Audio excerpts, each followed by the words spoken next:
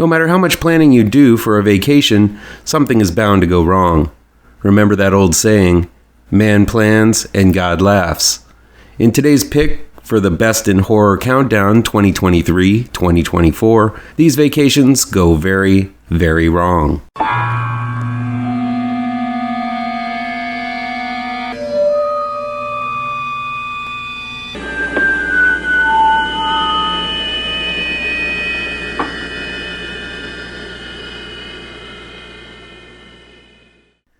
While I feel the original is a must-see, the English remake of Speak No Evil turned out to be much better than expected. Number 19 is Speak No Evil. It's released on September 13th, 2024, and is available on demand and digital download from Universal Pictures and Blumhouse. It's directed by James Watkins and written by James Watkins, adapted from the original screenplay by Christian Tafdrup and Mads Tafdrup. An American family, Louise Dalton, played by Mackenzie Davis, Ben Dalton, played by Scoot McNeary, and their daughter Agnes, played by Alex West Leffler, meet an English family comprised of Patty, played by James McAvoy, Ciara, played by Aisling Franciosi, and their mute son Ant, played by Dan Ho, while vacationing. After the two families hit it off, Patty and Ciara invite the Daltons to come visit them at their farmhouse in the English countryside. While the Daltons are reluctant to visit this family they hardly know, Ben and Louise feel as if it would be good for them to take some risks and have some fun. Upon arriving at the farm and finding more about their hosts, the Daltons soon grow uncomfortable with the different way this family parents their child and imposes themselves onto their lives. But when the Daltons attempt to leave, it proves to be harder to get away from this bizarre family than they could ever imagine. Kind of like the groundhog, once a year, Blumhouse takes a break from releasing absolute shit in cinematic form and puts out a decent film. Last year it was Talk to Me, and this year it is Speak No Evil, which for the most part follows the original story from the Dutch film from 2022, beat for beat until the final act. If you haven't seen the original, I still recommend you do so, even if it is in Dutch, because it's a far superior film than this bigger budgeted remake. I'll get into some of the differences later, but first, let's go with the good. Speak No Evil would be nothing without the over-the-top and bombastically animal performance of James McAvoy. The actor has proven to have a broad range in the characters he plays on screen, from the multiple personalities he played in Split, to the eloquent poise of Charles Xavier in the X films, to the memorable roles he put forth in Atomic Blonde, Wanted, The Last King of Scotland, Atonement, Trance. The list goes on and on and on. He's one of the most versatile and interesting actors working today, so seeing McAvoy gnawing up the scenery as the vicious Patty was extremely fun to watch as he worms his way into this naive family and destroys it from within. McAvoy switches from night to day, from caring to savage in seconds. He conveys a character who has a rage that is just below the surface and clawing to get out. McAvoy is one of the main reasons this movie is as good as it is. Aisling Franciosi, as amazing as she was in The Nightingale, Last Voyage of the Demeter, and especially this year's Stop Motion, tries to keep up with McAvoy as his wife and does a decent job, but is nevertheless overshadowed by McAvoy's ferocity. The rest of the cast is good as well. Mackenzie Davis is wonderful as Louise, a stiff and repressed woman who is overprotective of her mentally fragile daughter and giving to her husband because she feels bad about cheating on him. She looks like a woman who has given up much to make her family work and be happy, and that struggle seems to be never ending. On the other side of the ring of this strong woman is Scoot McNeary, who seems to be making a profession of playing an ineffectual man. He was a shell of a man in True Detective, and his wiry frame makes him reek of beta male vibes. There's a very real but very off-putting moment in Speak No Evil where Scoot breaks down and cries just as the real shit goes down. It's a moment that will make the audience hate him, but the film and the actor aren't afraid to play this type of character despite how deplorable it is. At its core, Speak No Evil is so effective because it is unafraid to go to those uncomfortable places that is often difficult to talk about. Patty mentions, modern society's tendency to hide behind masks and refusal to tell the truth to people's faces. This film, again, as it did with the original, spits in the face of those who repress themselves when everything to your core tells you to express that something is wrong and beat feet the other way. It addresses modern society's reluctance and downright fear of real conflict that has proven to be contagious the more and more people scheme, scold, sulk, and waste their lives behind the cowardly mask of a social media account. If you feel wormy from watching this movie, then it's doing the job it is set out to do. More so with the original, but both of these films will make you feel uneasy more than a time or two. Not only is this film about crossing the boundaries into uncomfortable areas, but it also has a lot to say about manhood and the modern age. Patty and Ben are on opposite sides of the male spectrum, with McAvoy representing the virile alpha male that has often been demonized in today's society as toxic, and Ben being the timid, flaccid, and ineffectual doormat who folds under the slightest bit of pressure. While many might account this dichotomy as a recent trend in the depiction of males, especially manly males, in a poisonous light in modern cinema, Speak No Evil feels more like a film asking questions about these roles, highlighting the positive and negative aspects of both alpha and beta male types that are more akin to the themes seen in Straw Dogs. The new ending is more bombastic and in your face than the subtle and more impactful terror of the original.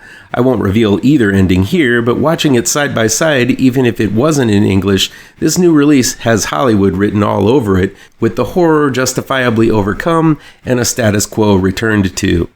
I was surprised how tightly this remake was wrapped up in the end and preferred the more cryptic, nightmarish, and nihilistic ending of the original. A few littler things. I really am extremely happy Speak No Evil was finally released, as the trailer was in front of every film I've seen in the theater all spring and summer.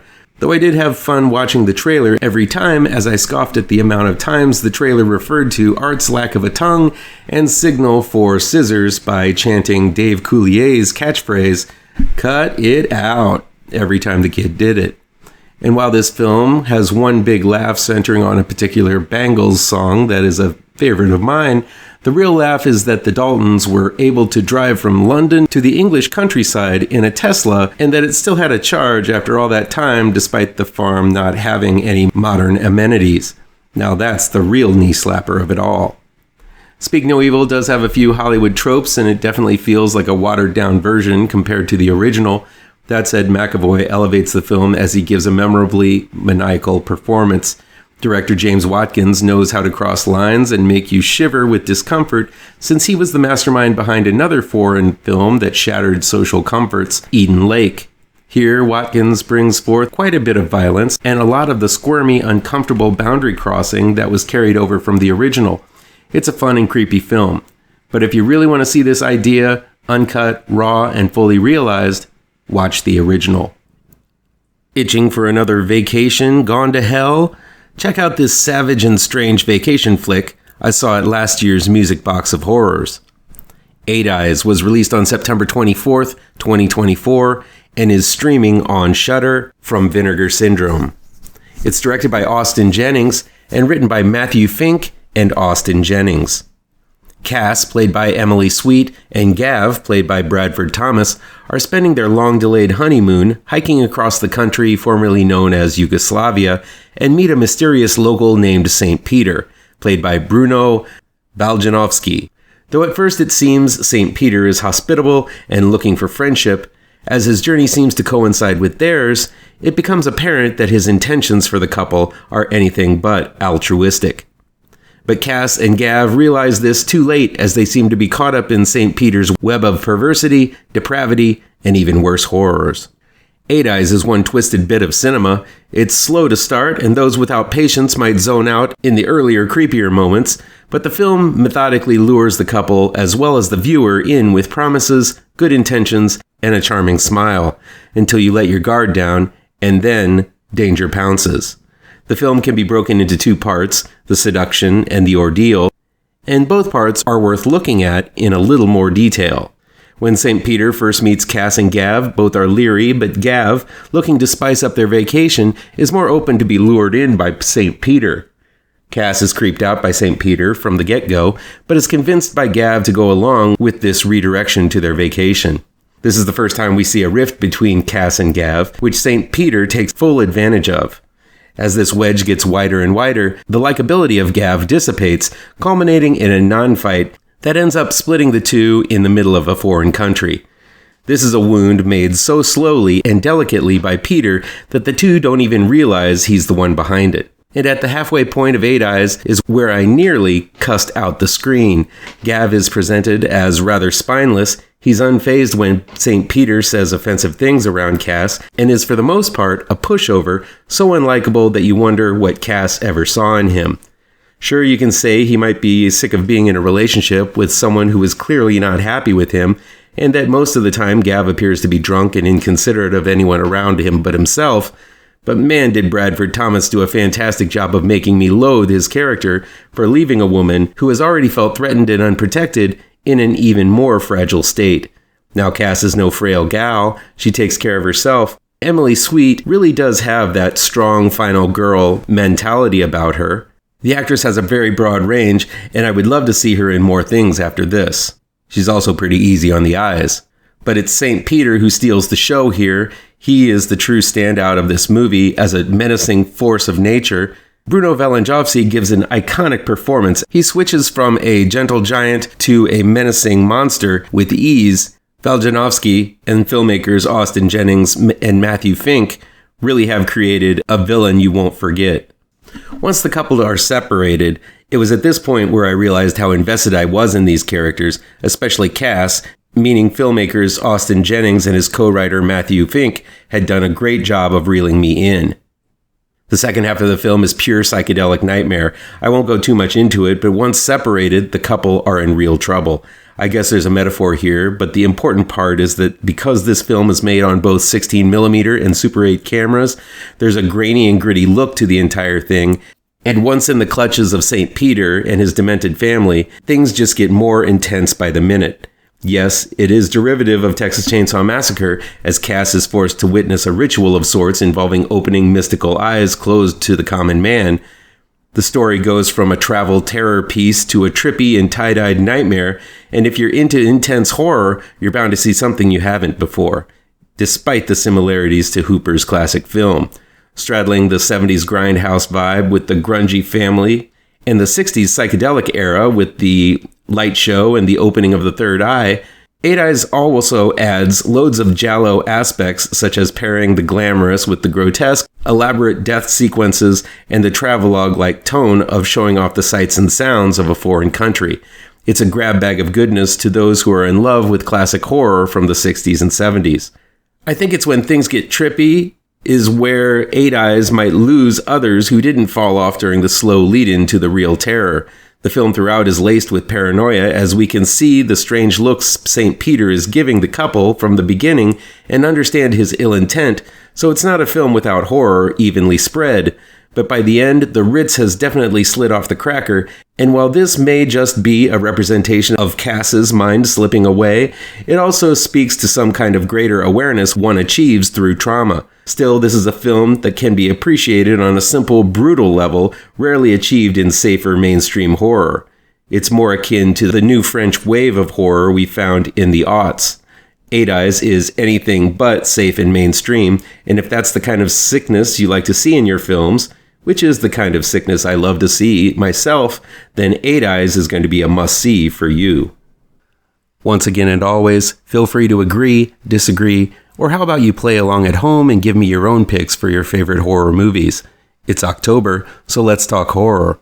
Come back tomorrow for the next level in the Best in Horror Countdown.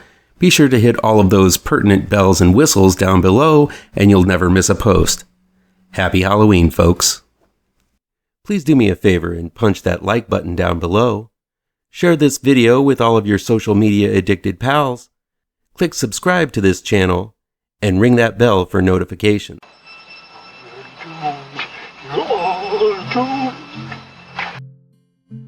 You're doomed